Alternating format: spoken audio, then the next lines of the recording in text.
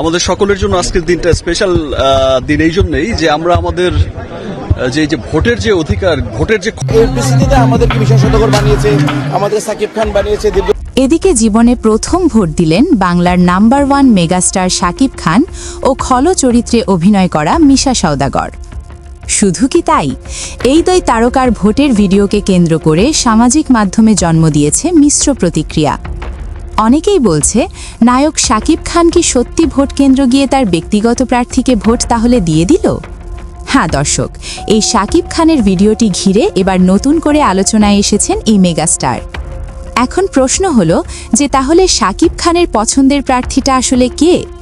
জামাতি ইসলামী দলের প্রধান ডক্টর শফিকুর রহমান, নাকি বিএনপির বর্তমান চেয়ারম্যান জনাব তারিক রহমান?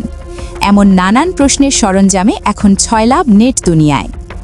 শাকিব খানের পছন্দের প্রার্থী কে সেটা না জানা হলেও জানা যায় শাকিব খান এইবারের ভোট দিতে পারবে না। ভিডিও দুইটি ঘিরে আলোকপাত করে দেখা যায় এই ভিডিও দুইটি পুরনো ভিডিও, যেখানে শাকিব খান তার নিজের মাকে সাথে করে ভোট কেন্দ্রে গিয়ে ভোট দিচ্ছে। এই ভিডিওটি ঘিরে শাকিব খানের সাথে যোগাযোগের চেষ্টা করলে শাকিব খানকে না পাওয়া গেলেও তার ঘনিষ্ঠ সূত্রের বরাদে জানা যায় চিত্রনায়ক শাকিব খান এবারের ভোট দিতে পারবে না, কারণ এই মেগাস্টার শাকিব খান তার আপকামিং সিনেমা প্রিন্স নিয়ে ভারতের মতো দেশে সেই সিনেমার শুটিং নিয়ে ব্যস্ত সময় পার করছেন বলে জানা যায়। তবে এই নায়ক আজকে দেশে থাকলেও ভোট দিত না বলে কিছু মাধ্যম থেকে জানা গিয়েছে।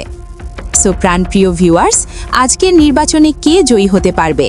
বাংলাদেশ জামাতে ইসলামী নাকি বিএনপির মতো শক্তিশালী দল? এই বিষয়ে আপনাদের মূল্যবান মতামত আমাদেরকে কমেন্ট করে জানিয়ে দিতে পারেন। ধন্যবাদ। এতক্ষণ সাথে থাকার জন্য ধন্যবাদ। নতুন নতুন আপডেট খবর পেতে চ্যানেলটি সাবস্ক্রাইব করে পাশেই থাকবেন।